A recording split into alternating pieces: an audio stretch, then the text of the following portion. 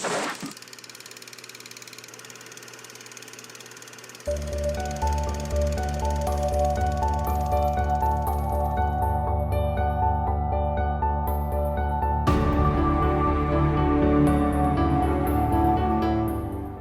I'm Sophie, and I haven't seen a lot of movies. Hi, I'm Paul, and I'm here to help with that. And we are SP Film Viewers.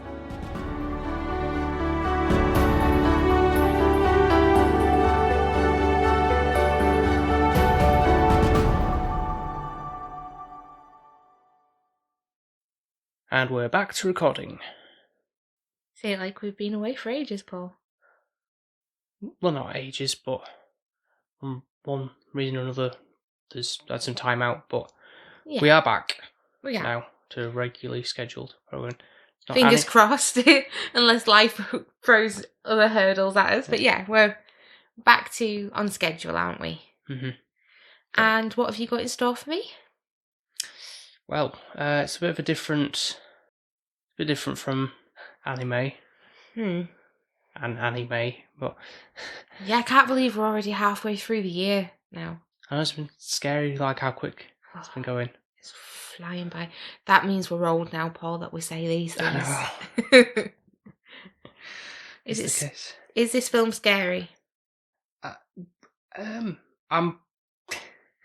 Should it be weighted for the Halloween special?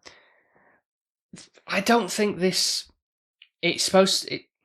The film, obviously, from title, listener, they can see, is 1979's Alien, and listed as a sci-fi horror.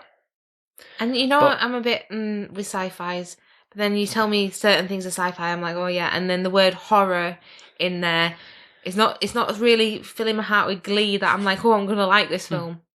Well, it's a film I've wanted to cover for quite a long time. I know, it's been in the pile a while, and I keep discarding it. And the reason it's not, I don't feel like it falls into, like, I would put it in the selection for, like, October's month, spooky season, because, yes, it is a horror, but I feel like there's other ones that are more... horrific.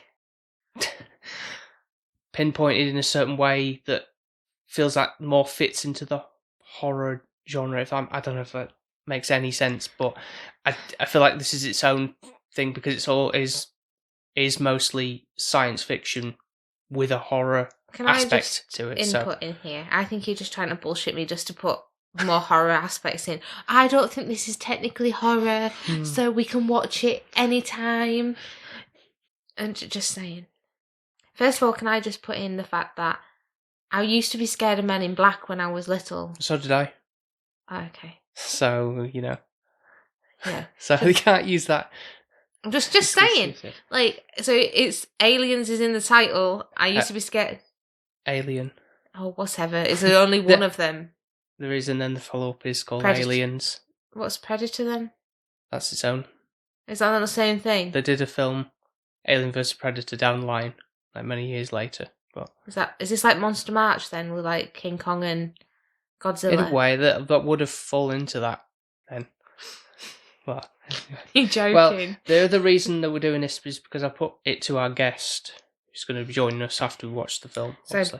And I solicited. He asked a load of films that, like, oh, what have you been meaning to cover for a while? And I kind of threw some out there, and he's like, oh yes, Alien. Any chance to talk about Alien? So. You always do this to me. Where I'm not going to like something, and then you put a guest on, and you can be like, oh well. I can't. Like, if I don't think it's good, I can't. Like the Big Lebowski when we had Sam on, and I was like, I'm not sure about this, and then he explained it, and I was like, but it says what it is on the tin for this. It's an alien. Yeah. I don't think it can get any more complex. What else do you know of the film? Nothing. You've ever seen the poster? Or? I've seen Your Case. Let me get the picture up. The iconic poster.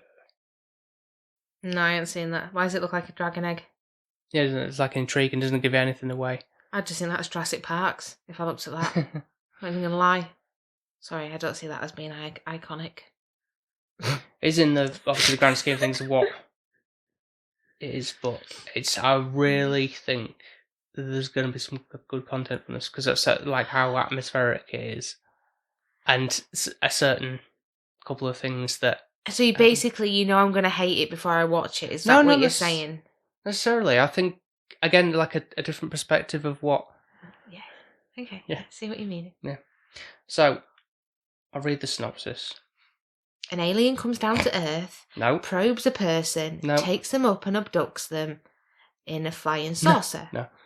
The crew of a spacecraft, Nostromo, intercept a distress signal from a planet and set out to investigate it. However, to their horror, they are attacked by an alien which later invades their ship. Well, it's their own fault, isn't it? If they're in space and an alien's living up there, then they deserve to die, don't they? Let's be frank. At least he's not coming down and terrorising Earth, I guess. Yeah, so that's the difference from what you said. Well, yeah, it's like a bug in your house compared to a bug outside. I'd kill a bug in my house because it's my house.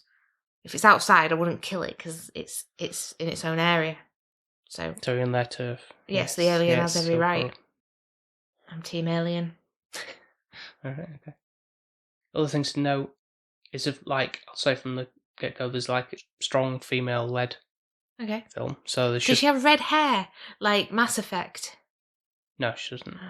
No, but there's definitely, like you said, Mass Effect. Obviously, like that came way after this film, but I guess like for a strong leader of the ship kind of thing, that there's obviously like inspiration, I would say, and going forward with other films. So there's that, and there is a cat as well. What's its name? Same as one of our Patreon friends, Jonesy. It's called Jonesy? Yeah. Oh. I thought you were going to say his actual name then. I was like... I'll say no, there's nothing bad happens to him. So. Better not do, because I don't think I could handle that. Yeah. You know what I'm like, over-emotional. Right, well, turn the lights off and get this going. Face like, what? Why do I need to sit in the dark for it? Because for the mood. Oh, with the green, gooey, oozy stuff. You'll see.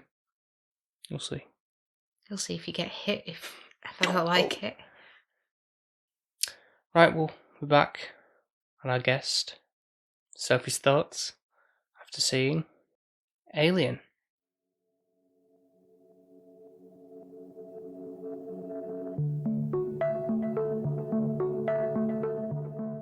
Still don't understand what you're dealing with, do you? Perfect organism. Its structural perfection is matched only by its hostility. You admire it? I admire its purity, a survivor, unclouded by conscience, remorse, or delusions of morality. I can't lie to you about your chances, but you have my sympathies.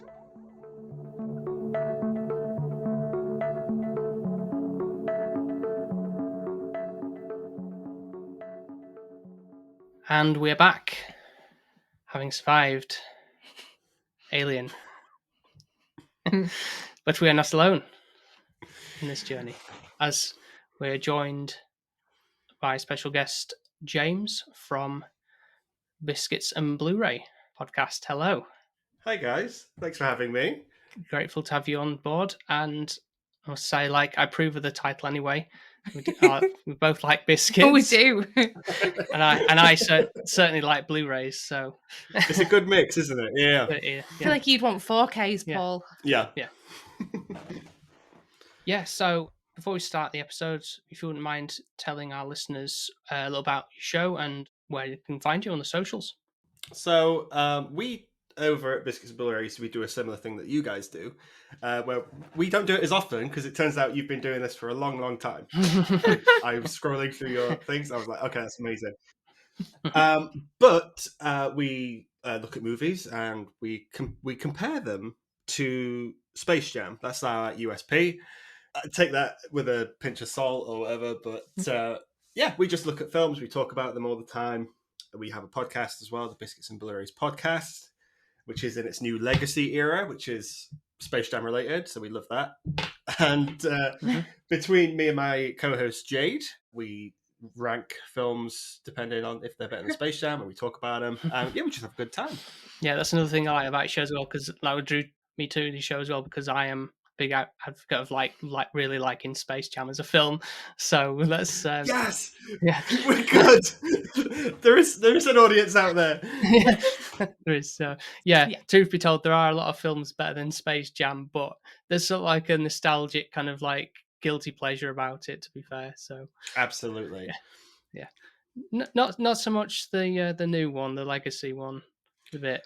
We try the quick thing. I went to see the new Legacy. I was looking forward to it. Sequel to Space Jam.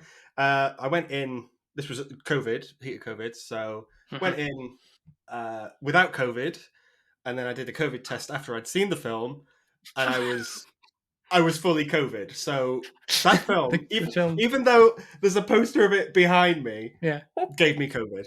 It was that bad. It gave COVID. Oh, blimey. Yeah, I remember we did go and see it at the cinema. I think we did like a double bill kind of thing of it, but yeah, it just didn't stack up. But I digress. Luckily, we didn't get COVID though, so we were okay. Yeah. You were the lucky ones. We were. Yeah.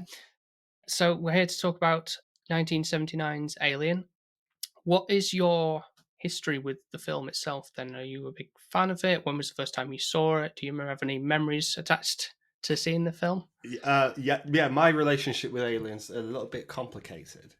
So when I was a kid, I was a bit of a coward, a bit of a wuss. I would scare very easy. So films like Jaws didn't really... Yeah, 100%. Right? Spooky stuff. So... But like they'd keep me up at night and I'd have nightmares about it. Alien wasn't on my radar for a while until I was 7.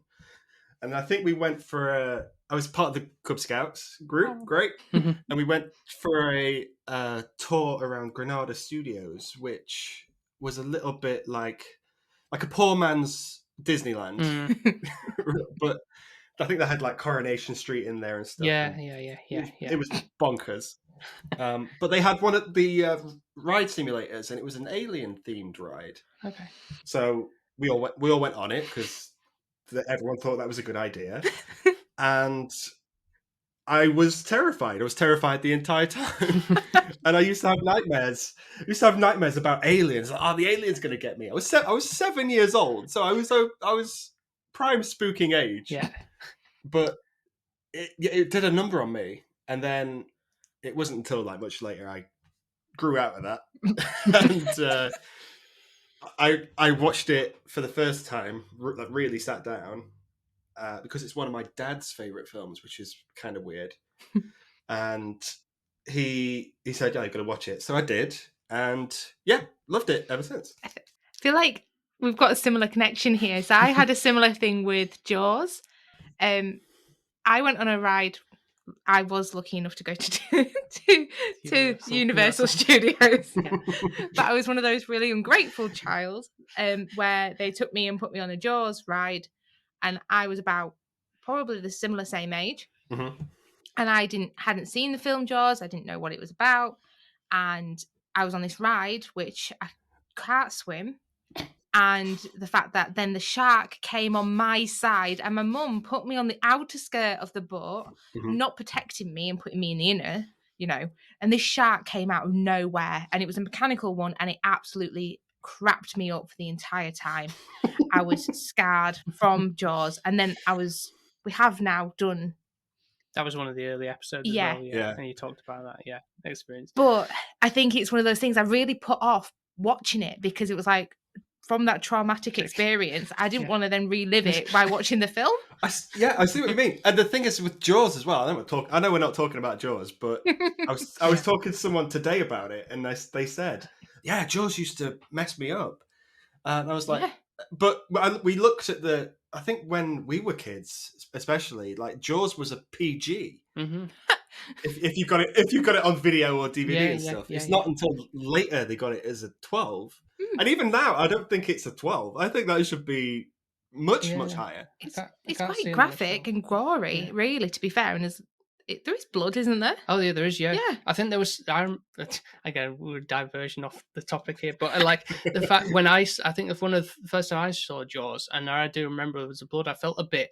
I can't remember how old I was, but I felt a bit queasy from it. It was like, oh my god, like that is quite shocking. Even though there was just implied violence in that sense, and that kind of like struck me. And well, that's like one of my favorite films. And but on the topic of like Jaws, in the sense of like, I guess get into things like what I thought about like this on a level of like how the film Alien is kind of similar to Jaws in a way that it doesn't. It obviously it's like a slow burn in the sense of like building up to anything coming about, i.e. the alien, the xenomorph creature coming to life and everything, and kind of like a more of a case of hide in the shadows and don't reveal too much about the alien. I think there's a difference. There's a difference between Jaws and Alien, though, because Jaws would do it because the shark wouldn't work. So they used it in a sort of in a creative way to make it seem scary, whereas Alien is doing it on purpose. Like everything works fine, but because of Jaws, which I think was maybe 4 years before this. I think that was the template. Like less is more. Yes, it's scarier in your head. Yeah. That's definitely the case. But I don't know if that really worked to your favour, Soph, because you were going through a lot of it, going, "Oh, this is really slow." I'm like, they're calling it Alien, but where is the actual alien?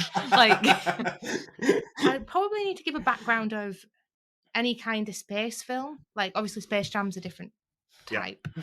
I can watch that and I'm fine. But anything to do with space, being in space, I don't know. I just feel like it's very long-winded. I don't know if it's the isolation of you're only on the ship and there's not much really to do. And so you really need your dialogue to be great because the actual cinematography wise, you've not got a beautiful scenery or anything like that. And I don't know, it just felt quite empty and the noises were really irritating me. Okay. Particularly when they were on the planet where it's all like windy and everything like that, and it's a bit like. But again, I feel that's like purposeful because it's like a feeling like a cold, chilling place. Yeah, it did make me feel cold, barren and everything like that. So it's gonna. But I was like, I just don't want to be feeling cold. Like I that was not what I was going in with this film. Thinking, oh, I'm gonna feel like sunshine. I need a blanket. Blossoming fields. Space is very cold though. So. Also, I think I am really an ungrateful child because I did go to NASA when we went on our like trip. And what kind of field trips were these? It's like sharks and space. I know. And I was the most ungrateful child of being in NASA, being a young child and looking at these spaceships that I didn't realise were absolutely amazing. And, and I think it's kind of grown up with my adulthood a little bit where I'm like, yeah, okay, I get it. You go up to space, but I wouldn't really want to go to the moon or anything like that. I'm not really interested what's out there because, well, you can see what's happening in this film. You don't really want them near you, do you? If they do exist. I think a different version of this film would be the Wallace and Gromit Grand Day Out. That's essentially it's the same story, but I think one's for kids and one's very much not. I think I'd like that one. You've seen that one, haven't you? Sir? Yeah. Yeah. It's cheesier for sure. Yeah, it's cheesier in more ways than one. But I mean, in terms of like, I mean, the production design itself is what fascinates me with it really more so. I know it's H.R. Giger who was studied in like art as well. This I think probably after the fact of seeing the film, and it's like, okay, who's the artist behind this, and like realizing that he was the one who kind of created obviously a lot of the landscapes within the sort of like the abandoned ship, and obviously like all the kind of like the pipes and everything are very much like a organic / mechanical design to everything, and it was just really intriguing. Like, wow, this is like I've never seen anything like this before, of like in an art style. I think that's the kicker. I think because I think Star Wars come out, so aliens are just people in suits and stuff. And even though this is just a man in a suit, it feels much different because of how it looks. The Giger-esque. It's very. I hate to use the term phallic.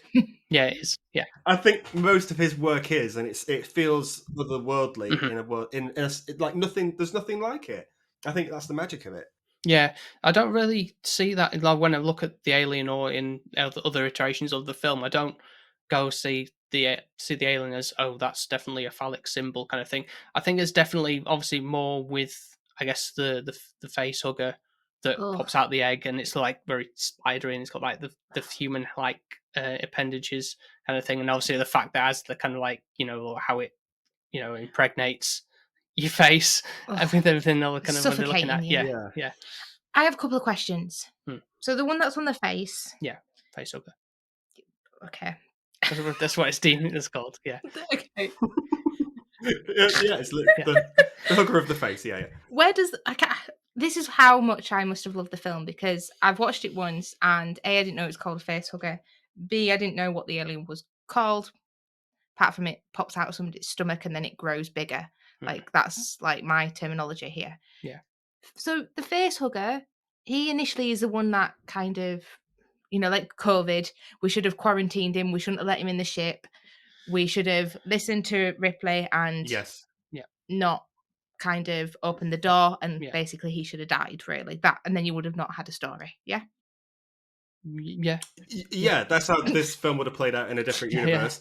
It would have been much shorter, slightly more boring. But yeah, I sure.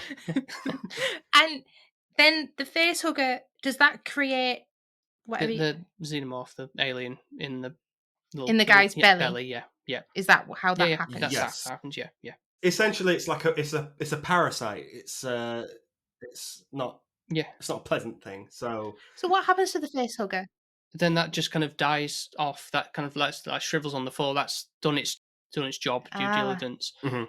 That's disposed of, and then the next cycle begins. Really, so it's like, I think there's like there's insects that do a similar thing as well. I think like wasps or something that do that, or something like, or a spider or something like that. Ugh. I think there's a similar thing, and kind of like breeds inside of a host, and then that bursts out once the larvae are hatched. I think a lot of the terminology, like facehuggers and xenomorphs, that is brought in maybe in Aliens and the franchise moving forward. Yeah. I think we have that to sort of bring to this, because I watched it again last night and it's a chef's kiss. But if you're viewing it as its own thing, it isn't.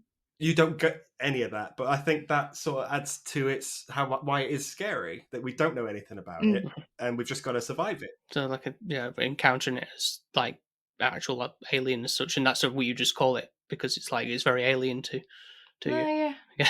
I guess. Yeah. You're right. The whole situation is really Can we speak about the robot guy? Ash. Yeah. Oh, always. Yeah. Ash. So we kind of know he's a bit of a weird character, and Ripley doesn't really like him, and she's thinking he's a bit sus. And obviously he's sus. Yeah. Okay. basically disobeyed her orders, and she should be in charge. She's like second in command, isn't she? Yes. So basically, then she's like, you can tell there's like this little bit of a feud going between them of like what she deems should have been right compared to what the robot guy thinks is right. Yeah. I don't think it. I think it isn't that. I think there's an undertone of the corporate greed in the themes, because the workers, Harry Dean Stanton and I forget the other guy who are underneath, the mechanics, they're asking about their bonuses, but they're being fobbed off all the time. Yeah.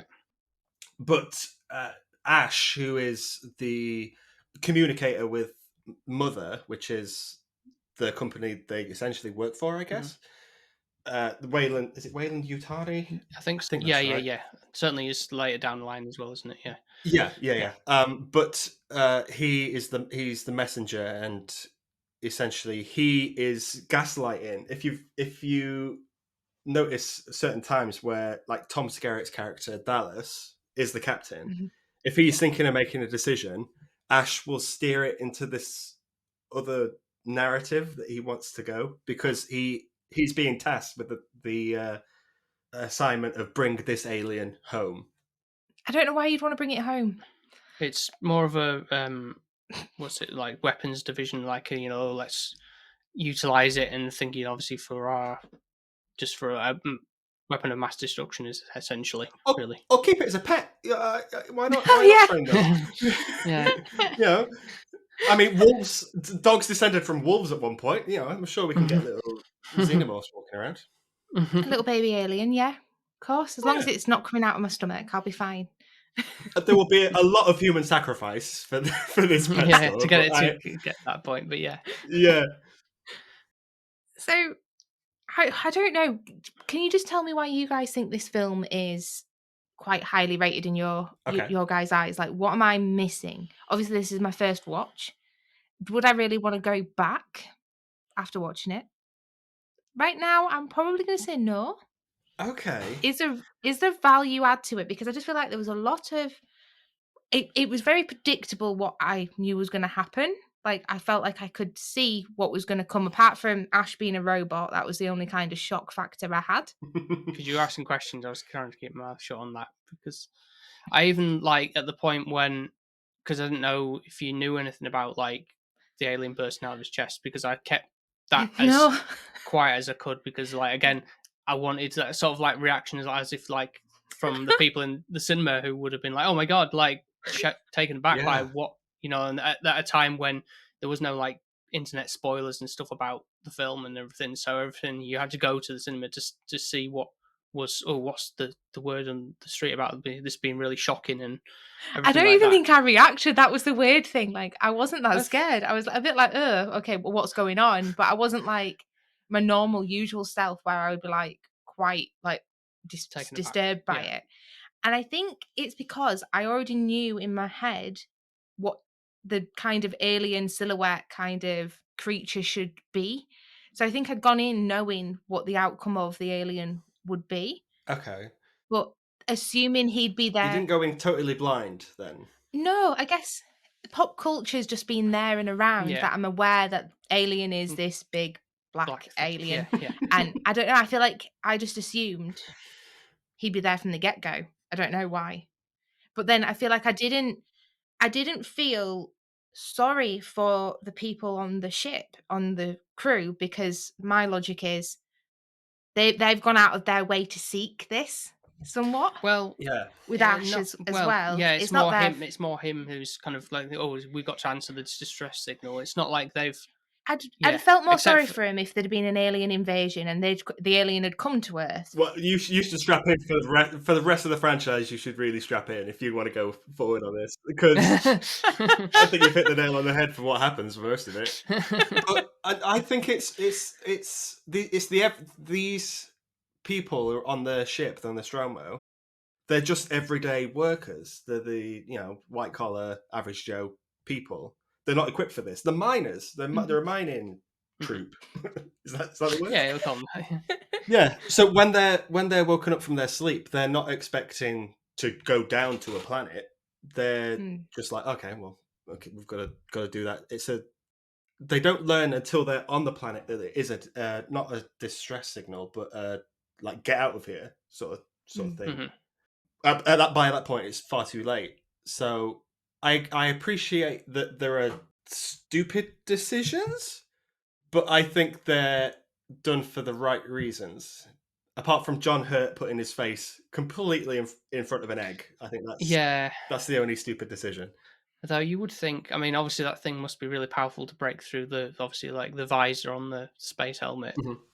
And you think, because it's not like he took his helmet off and went, "Ooh, what's like," just to get a better view, and it must have like really like pierced through to break through, and obviously like latch onto his face in that sense. Yeah, but such a force. But yeah, no, I think it's more obviously they go down there, and it's like, yeah, they could turn back, but then it's like, oh no, let's go, it's human exploration of that. Let's go a little bit further, see what this intriguing like ship is that they kind of see in the distance, which this time, and I kind of like, I mean, you heard the term analog horror? No. Where it's kind of like I think it's more popular these days because it's kind of like a retro style of almost like found footage kind of thing. I guess you might see it in, say, maybe like in Five Nights at Freddy's kind of angle with things where it's kind of like, you're just watching something on a screen that looks a bit like blurry or anything like really like staticky or something, because like when they're looking at the ship, they're going, oh my god, look at this thing in the distance, and it kind of has that kind of feel to it, like this very distorted, but you're kind of like making out something that's like, what is that kind of thing in the distance? The ship, and it's like that kind of reminds me of the Blair Witch Project, which I got annoyed at as well, because yet again, my anxiety levels were really up on that point, and I was thinking that I'm going to see something, and you see Nathal, don't you? And I was like making things out in the shadows, and which I think is a lot scarier than actually going. You see something, oh well, that was disappointing, kind of thing. And I think they're trying to go with that with this. Yeah, I've been watching a load of bonus features ready for this. I'm so prepared. But they made. I think Giga was in charge of the design, but then this other fella, I forget his name, was in charge of making it. And then Ridley Scott, because he's a bit of a genius, decided not to show it more. He was like, "Well, what? I've made this alien for you. This is a fantastic alien design." And then I think hindsight's a wonderful thing, where he's gone, "Oh, actually, I think the less you see it, the scarier it is." Yes. And also because it's so claustrophobic and it is so dark, he could be anywhere.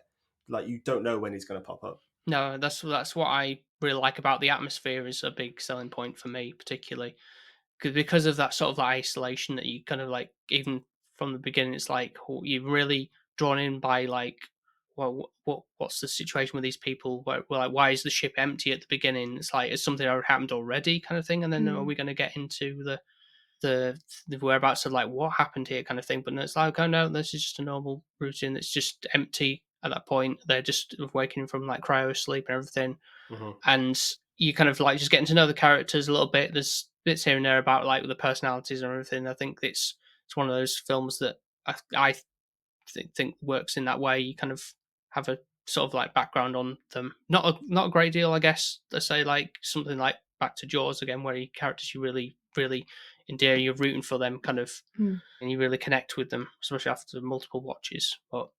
And then eventually you get to them, obviously getting to meet the creature, and everything, and that's with all kicks off. I think with the dialogue as well, it's not weighed down in scientific nonsense like like Prometheus or Event Horizon or something like that would be. It's naturalistic. They're talking about like what having food and stuff, but this is a very smart casting choice, where they're not the most well known of casts, but they're theatre actors. They're trained in like improvisation and that sort of stuff.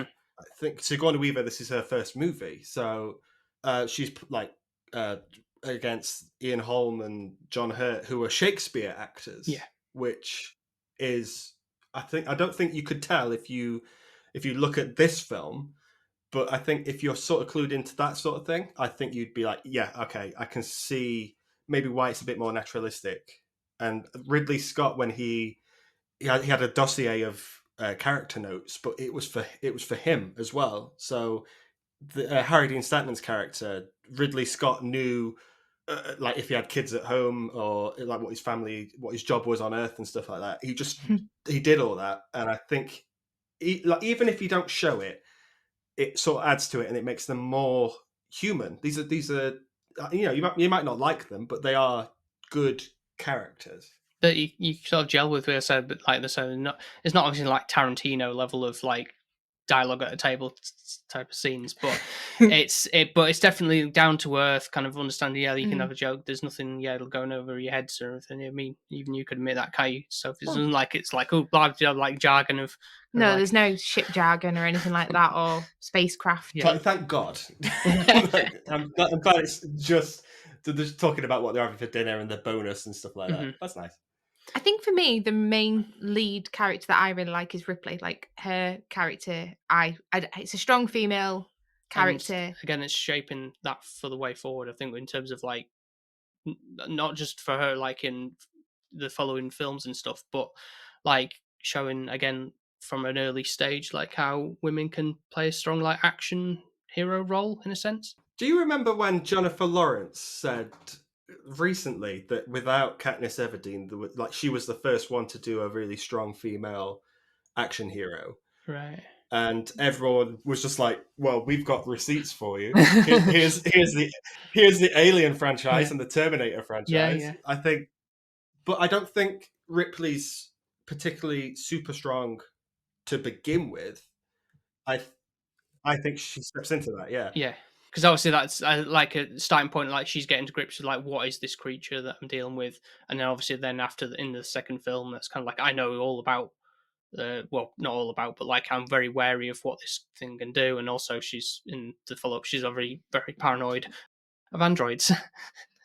So. Is this sponsored by Radiohead? This one? What's going on? But yeah, no, even though it's the fact of like, obviously no hindsight of it, but at that point you wouldn't assume that like she is the lead role kind of thing. She just kind of becomes it because she is the last survivor at the end of like the final girl in a sense, like in many other horror films of the 80s that come later down the line and stuff. But no, I think no, you really like you are rooting for her at the end because I know there was supposedly like a different way it could have ended where the alien on the obviously like the pod that she gets out on, and obviously the alien is there, but that the alien would have in a different writing of the script would have like taken her head off or anything, and then the alien would have sat in the chair and then like talked in a human voice. I think was something I heard about that being a way and that a bit more menacing, like oh right, I'm coming down to earth, and then like. When you said in a human voice, I just expected him to have a full monologue of why he was the villain. Just be like, yeah. Sat on a revolving chair, like, yeah, because me all the time. It was all my perfect plan. Yes. Yeah. I think you're right, but I don't even think Sigourney Weaver was top billing when this came out. I don't know if that was the plan, but it stems from horror. It's a horror cliche. The final girl. Yeah. There is always someone left to tell the story. Mm-hmm. And I think because this is a horror in space, it's set. You would class this as a horror more than a thriller or anything like that. But you have to have someone left, and why not have it be someone who has, from the start of a film, is like second in command. Okay at what they do, but is the actual girl boss that you need her to be. Mm-hmm. I think that is an arc that people would, I think, appreciate. So it's probably why they kept with that ending and not the twas I.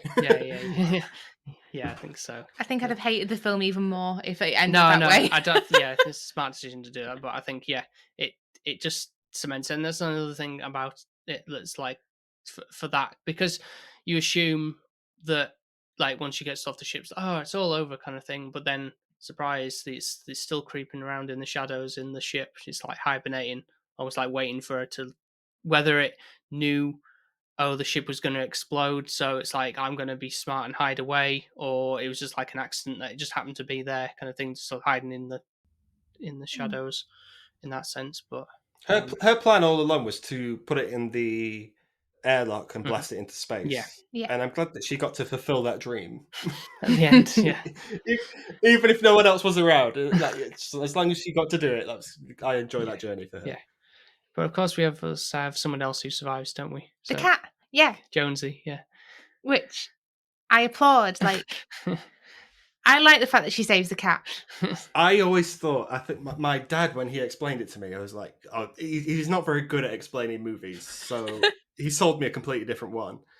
But he came up with this conspiracy theory that the cat was in on it because right? Okay. So I think he thought that because the alien was like cat-like, it moved in the shadows. You didn't know where it was coming from. I think he thought, okay, the cat was like, okay, I recognize that as a big cat, that alien, and I'm just going to let him take these clowns out because I don't like him anymore. Okay, that's interesting. I thought you were going to say like the cat and the alien were in cahoots. Like, yeah, exactly. Like, never would a cat do that. A cat would do that in a heartbeat. To be fair, he might want to chase after it because, like you're saying, he does look like a spider in the way that they go into the room when it's kind of what did you call it? The mother facehugger thing. Facehugger, yeah. And they're walking into that room and they're like, it's off his face, and they're like looking around every corner, and it is like a spider's just been in your room. You tried to kill it, but you didn't capture it.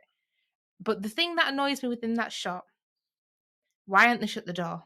Like, how long does it take for them to realise they need to shut the door behind them? Like, I'm sat there going, can you just shut the door? Shut the door. Like, it's common sense, isn't it? Eventually they get there and I'm thinking, it's probably already gone out, hasn't it? Yeah.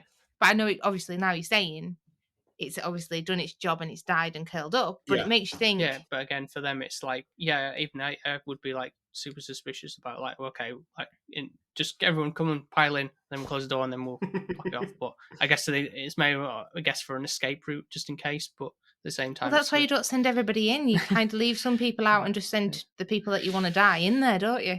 Is that how you kill spiders in your house, guys? Yeah, sends me in and send. If I come out alive, then it's like a win-win. Yeah, you become Spider-Man if you get bit. You're fine. Yeah, quit it.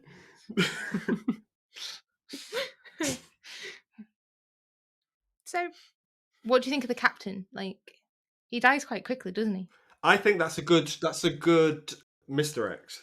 I think if you are seeing that for the first time, which you have, Mhm. You would expect the captain to last till the end. Did you find that it was interesting that they took him out pretty much halfway through the film?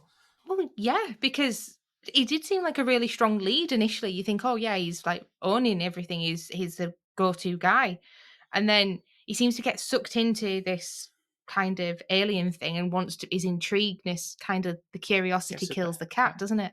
Yeah, not in this case though. The cat lives. No.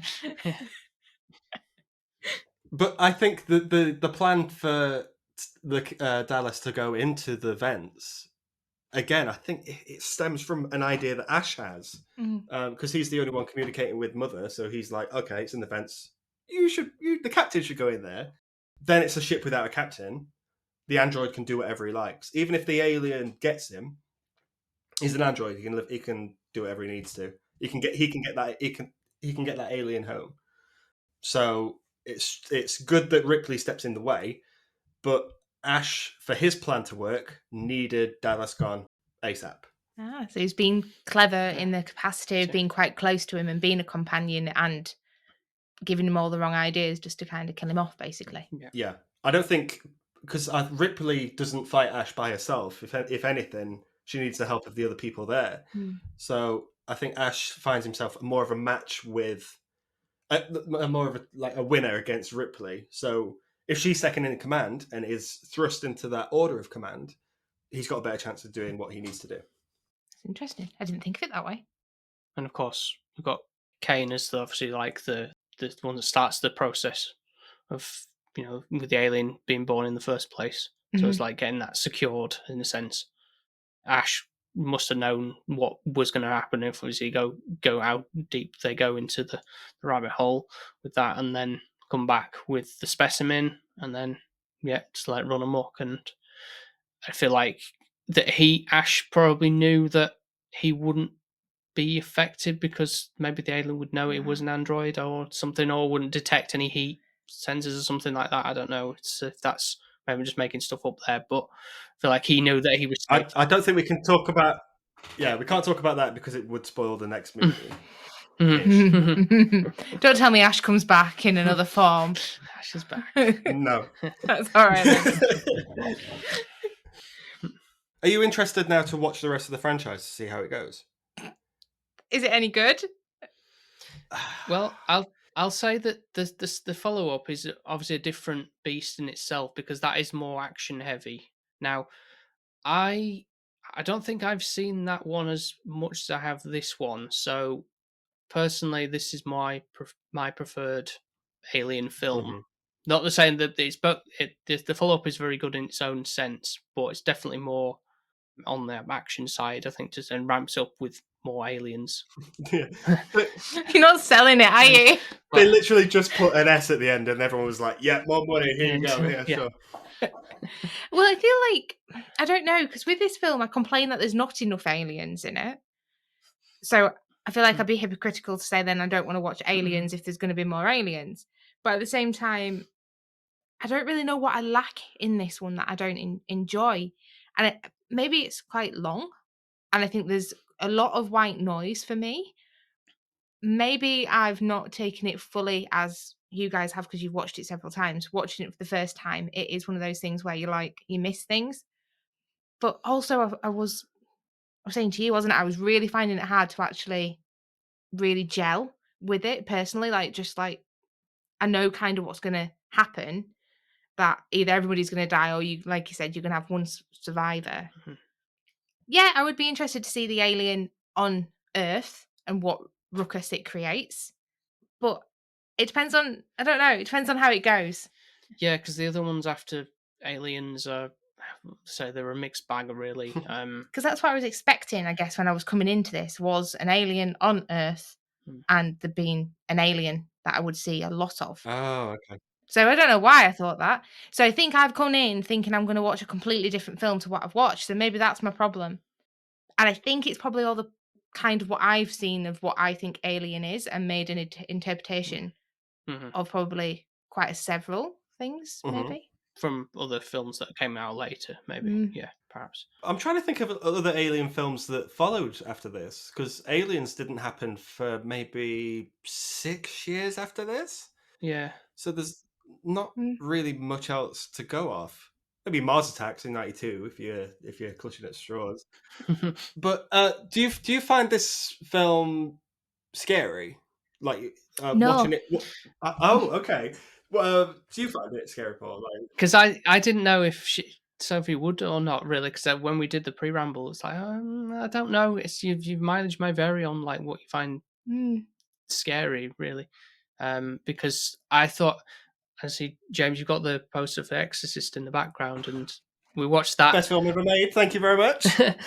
last Halloween time, and I thought Sophie's going to like shit herself really watching that, because I thought, well, this is known as like one of the scariest films ever, but Sophie was, I don't know if it was the time that you watched it during the day, I think, and it wasn't as impactful, or I don't know, you kind of, again, it's more of the thing of obviously knowing it in the I think I knew, I feel like pop culture ruins me a little bit, because I knew already of The Exorcist, the scary girl running down the stairs with her head twirling back. I kind of already was aware of that before I went in. So I was building it up thinking it was going to be like constantly like that throughout. Like it was going to be that scary expectation. Whereas actually, to be fair, you've got that one scary shot and then the rest of it's not so bad. So once you're aware of that one, it kind of dulls it down a little bit. Does that make sense?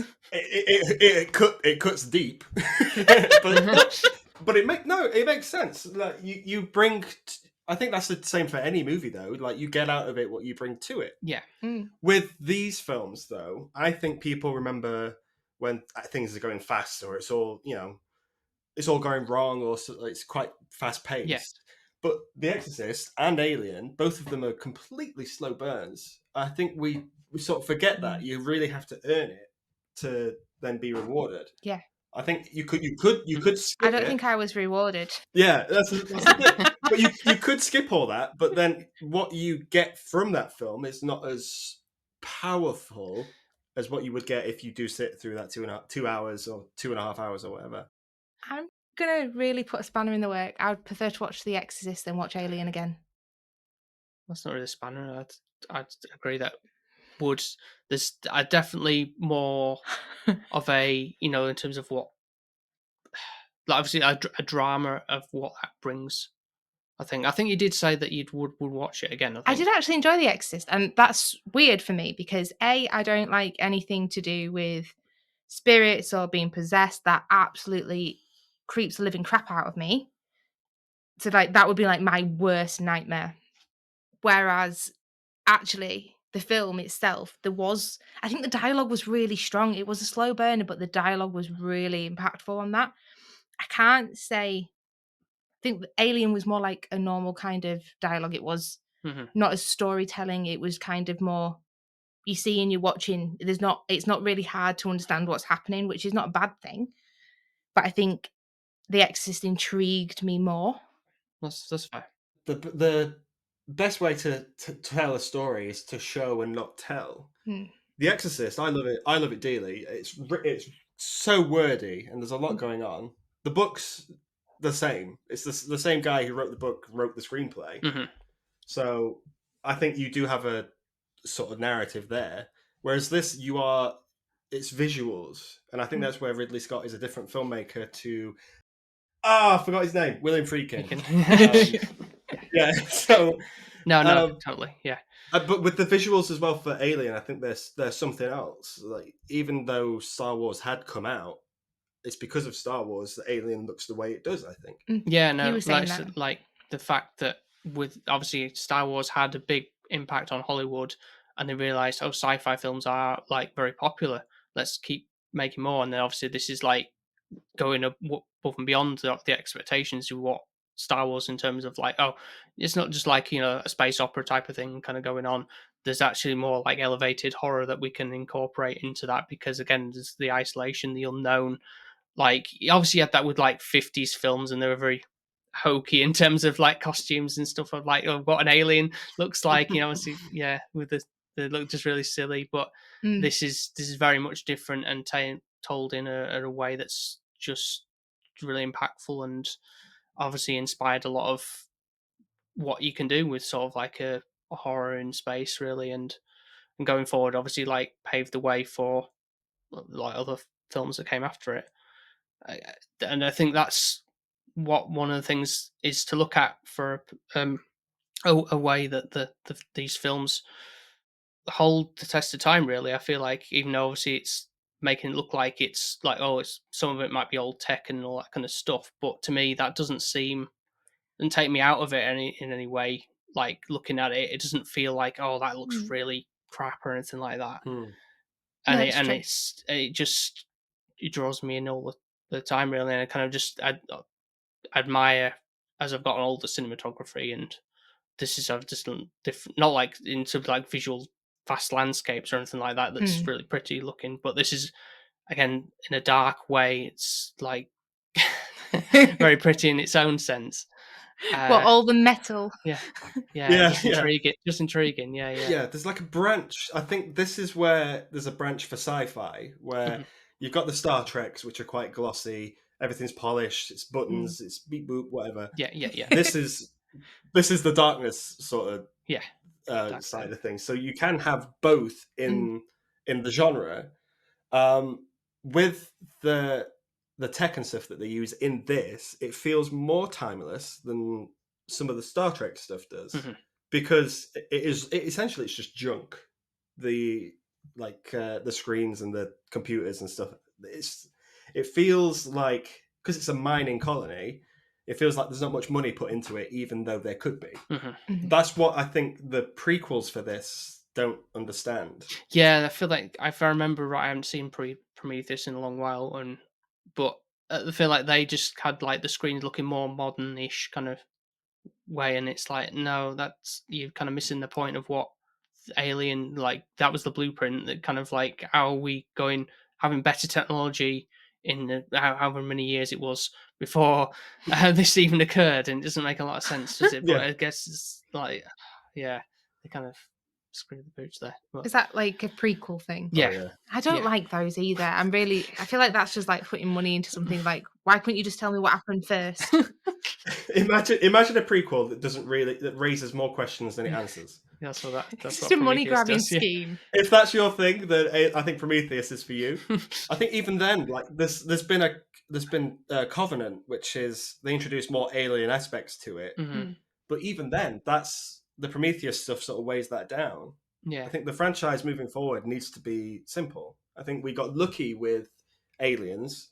I think obviously the ball was dropped with Alien 3 and Resurrection. Yes. Yeah. But I think the franchise moving forward needs to use the first Alien as a template, and that's what everyone loves. That's what everyone wants. Yeah. So stick in that sort of universe. So we may as well talk about like the fact that this upcoming film, Alien Romulus.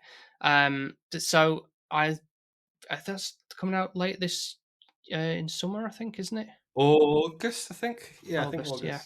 Because I think that's supposed to be a go between Alien and Aliens, so there's like a gap between that. So that'll be interesting to see how that's gonna like Stand Up really is like a modern film. Maybe this is like some of the saving grace for the shite that we've had of recent with the Alien franchise. But I think that's well done for going this far until you just finally swore. I think for my podcast, I just swear in the intro. You made it 50 fair, minutes. it's only me. Yeah. I was like, when are you guys going to swear? And it's a very polite word, isn't it, as well? I think I did swear earlier. I can't remember. I'll have to listen back, but I'm pretty sure I did say shit before. But yeah, it wasn't. All right, did it again. Can't stop him now. I think Romulus is going to be, and I can't stress this enough. I think it's going to be my favorite film of the year, but only because I trust literally everyone on board attached to that film. I'm a big horror fan. I'm a big Sam Raimi fan. So when they remade Evil Dead in 2013, it was different, but I appreciate that is a very good remake. The director of that is in charge of Romulus, and he's steered into. I think he saw Alien as a bit of an inspiration to him, and he's then since used puppets. I think on his Instagram page, with the face huggers, they've used the little remote control one instead of just CGIing it. And I think if there's love there and there's a respect there for the first film, I think that's going to get carried over into Romulus, and I think that might take everyone by surprise. That's good. That sounds promising because I'm more for practical effects than I am CGI all the way. Does that mean we have to go to the cinema and watch it? Might be a solo venture, maybe. I don't know. You go vet it first, and then let me know. If you guys want to do a podcast on that one, I'm there. Yeah. But can you, even though you don't like it, do you feel like you can appreciate it for what it is? Yes, I think. Obviously, like when Paul mentioning of the close up of the ship and how that's done, obviously, like the miniatures, yeah, and obviously the age of the film as well. It doesn't feel old or like it's kind of decreased in value. So from when it's being created, you kind of get like you can watch another film and you can put it on and you're thinking, oh yeah, this was definitely set in that era. It's kind of shoehorned into that kind of decade.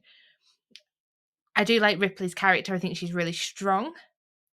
And I think that's kind of the contender that I bring from this is like a woman impactful kind of figure that she does actually come into her own and she does survive compared to everybody else that dies. Do I like the alien? Not really. Well, I don't really see much of him. And he's just lurking in the shadows and then he dies anyways, doesn't he? Well, yeah, he gets blasted in space, yeah. So, don't need to worry about him anymore, do I? Well, I think you should. He's dead, right? Yeah, you remember there was a lot more eggs on that planet, wasn't there? Yeah, but they haven't got any hosts, have they? Or can they do it in dead bodies? Yeah. Depends who the people who venture. All I'm going to say is if you think that about the corporations, the evil corporations, and they know that the eggs are there, and there was a mission to not get them, would they not just send another one and get them again? And then Poor take people. them to a planet and then where families live and things like That's that? awful.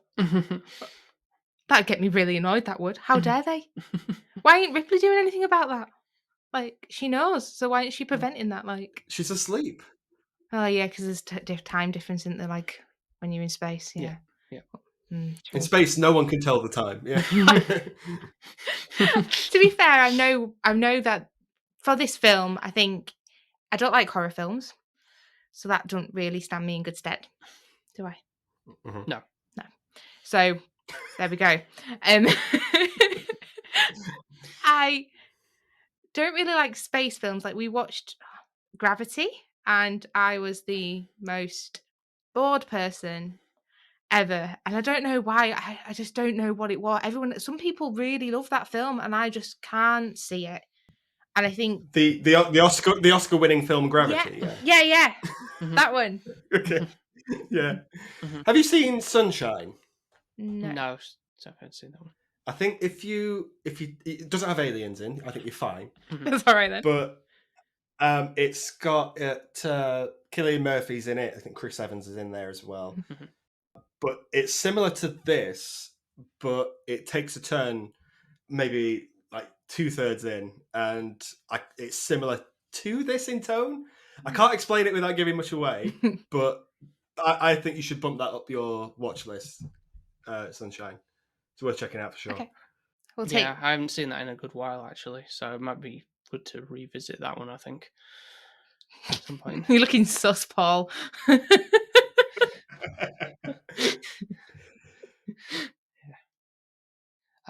Is there any other points you want to bring up, James, before we go to scores? It's an absolute masterpiece. That's all I'll say. I do just want to make a quick mention to the music. Yeah, Jerry Goldsmith. I try and do this on my podcast, and I always forget to talk about music. I think that the music for this one is pitch perfect. Jerry Goldsmith's score. If you're going for suspense and tension, I think he's really mastered it with this one, where things are floating around in space. Nothing's happening, but it's building that tension that I think adds to the film, and I think that's why it is a bit of a timeless classic. I like how he did have to say nothing was happening, and then there's the wind noise, which obviously is very atmospheric, but it's still, makes you just feel chilly. And I get it. I guess that's what they're going for, and I appreciate what you're saying. It probably is really like artistically done. I can't seem to love it. Maybe I could condense it into a smaller film. It could work. I don't think Ridley Scott will be happy because if anything, he's extended this. Yeah. Oh God, no. Which version did you watch this time, James? I go theatrical all the way. I think. Yeah, we did as well. Yeah. There are scenes in the director's cut. I think you see too much of the alien, which I know Sophie might be like you might like that in one. hindsight. But the scene where they kill Harry Dean Stanton's character, it sort of does this Jesus pose and it comes down from the rafters, and I think that's a bit too. Oh yeah, it does, doesn't it? Yeah, that's a bit too much. Yeah, that's right. And then you find out what happened to Dallas, and I don't think you need that. I don't think in the vents. Yeah. You find out what happened. Yeah, like you find out he's like used as a host, as like for another egg in like a cocoon, I think. Or something. I think so. Yeah, I can't remember. So if that's the case, does she blast both of them out or just the one? She flames him. She kills him. Yeah, flamethrower, I think. Right. So in his house, but it just reminded myself actually. One of the things that is a bit like amusing of this film, I think it's when Lambert and Parker like, oh, it's it's coming from like the vents and it's like approaching them or whatever. Or is it at that point? Oh, I forget now. But whatever point is when the alien kind of appears, it kind of just like open like jazz hands kind of thing, like I'm here kind of thing. It's a bit like, oh yes. That guy couldn't see anything in that costume. He was like 7 foot tall. Yeah. He didn't have any training. He was just sort of just wallying around. But it's fine. Yeah. Put him in the shadows if it looks stupid. I think that's the key. Yeah. And I think that's again like a way of it. That to get across the fact of it, like not showing too much of it because it's like, oh, how do we make this work? Kind of way that's like convincing, but I think in a way it still like gives it sort of like a sense of scariness to it because it kind of like being in the shadows, lurking around kind of thing. But I guess the approach to it is maybe not developed as it is probably later down the line, but it's a learning curve really. I have one more question. Mm-hmm. What's Predator? Well, nothing to worry about. Yeah. Well, do you remember we did cover that Prey, which is like a... Oh, yeah, I didn't like that either. These alien films don't do it for you, do they? Yeah. But that was set on Earth. That was on Earth! Yeah, there was an alien on Earth. Still didn't like it.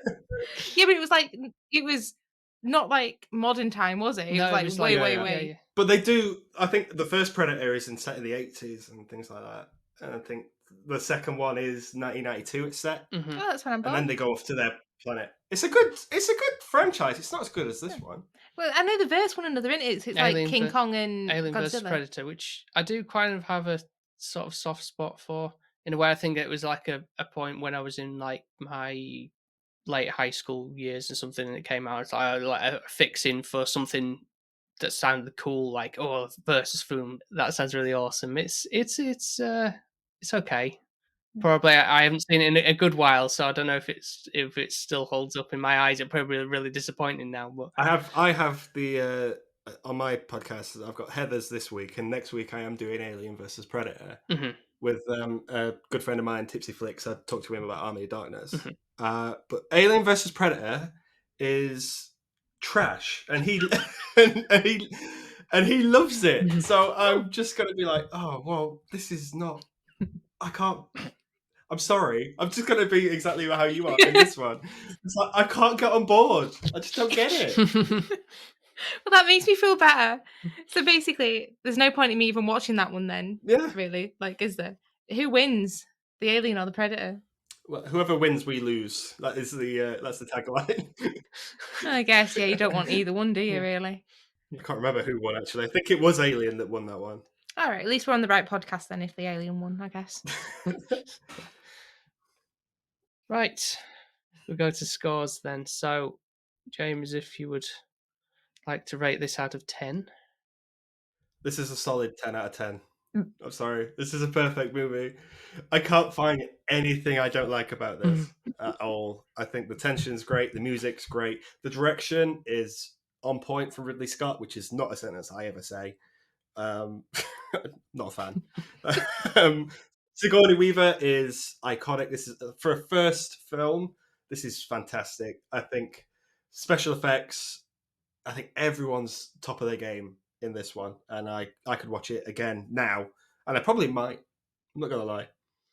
Also 10 from me. Of course, there's so much to look like an artistic standpoint for me personally as well. Like the appreciation for it, and just the like. I can't really remember the first time I watched the film. I didn't really say, but just like it probably was a bit of maybe like pop culture at the time. Like, otherwise, this design, or I want to know what that's about, kind of thing.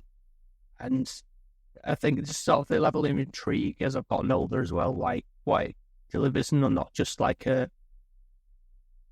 sense of like, oh, you expect an alien to push back off kind of thing. It's there. Everything, that there's a lot more to it in terms of like the grounding with the characters and everything, the build up, the slow build, the music that adds to the tension, all that kind of stuff. It's just, it's fantastic. I enjoy it. Now, yeah, go on then. I don't know, like hearing you guys talk about it, I wish I would appreciate it as much as you guys do. I think for me, you keep saying slow burn, and that's one of the things I really found it a slog. Like, it was really slow. And I think it was just like I was wanting something to be a bit more fast, a bit more quicker. I think I knew the beat of what was going to happen. I think that was also kind of like maybe why I felt like it was going on forever. I can appreciate some parts. It's not the worst film I've seen, and it's not going to be like a really low score, but I can't give it a high score because it's not something I would really rush back to. So that's how I'm seeing this, which I think it doesn't. My score is very biased. It's a space film. It's horror. It's not really got anything that I'm going to go, oh yeah, I really love. So I think this is why I've been putting it off for so long watching it, because Paul's had this on his list since we've started this podcast, and I've just been like, no. And I think subconsciously I must know that I just wasn't going to really enjoy it. Maybe I've gone in thinking that as well, so that's not really helped matters, being really open-minded with it. I think that's why I wasn't expecting you to be like, oh yeah, this is the greatest film I've made. I knew that wasn't going to be the case with you watching it. I think it was more to get your view on sort of like the level of appreciation for like what's gone into the production of the film also, and like to think back on like how this was such an impact of the time, really, of that it was. Certainly to be a fly on the wall when it first came out would have been really like good to see like a first audience reaction to it, like especially like the chest burster scene, like what that would have been like. Would people have been like absolutely really super scared about it, or yeah? So what are you going to score then? Gonna score it a 5. I'm so sorry. Jesus, that's half. What? I mean, like to each their own, but come on. I could consider a 6, but that it can't get any higher than that. I'm sorry. But We'll say 6. We'll take 6. You've got to understand, this is what Sophie does sometimes with these films. She's she's brutally honest, but it is down to personal preference, and this is what. Yeah, that's fair. Are you going to tune into the rest of the franchise? Are you going to watch the prequels? If Paul forces me to, yes. If I had a choice, Paul? maybe not. I definitely think I'd say there's some merit in watching Aliens at the very least, because, like I say, that's a strong follow up. That's almost a different genre, really. That's more action than it is horror, I'd say. That, but I don't know about Prometheus really, and I certainly don't know whether the new film that's coming out is maybe worth checking out. But whether you join me on that, I don't know, or it's just buy me a big tub of popcorn and I might be there to see how things go. But other than that, I don't know. I'd certainly not 3 or a Resurrection. That's for sure. There's good stuff in 3, man. I don't know. It's not good, but there's not bad stuff in there. There are good ideas in the rest of the franchise. 2's great, fine. But the rest of the franchise, it has good ideas, but no good movies. It's not selling it if I don't like 1, isn't it? You might like them. You gave this 5. You never know. I might give them higher and then you'd absolutely hate me. So maybe we shouldn't go down that route. I would be mad. If Alien Resurrection ever got more than this, I'm going to scream. Which, in space, no one can hear you scream, so this is a terrible time. Well, thank you very much for joining us, James, on this. I hope it didn't disappoint you too much, but at least I hope you had fun talking about film anyway. Thank you, guys. Thanks for having me. I could gush about this film all day, but we only have an hour. And I didn't want to make editing just a bit of a nightmare. Yeah, don't you, the hard work that goes into it. Before we go, then, would you like to remind people where they can find you on the socials? You can find me on Instagram. You can Biscuits and Blurays.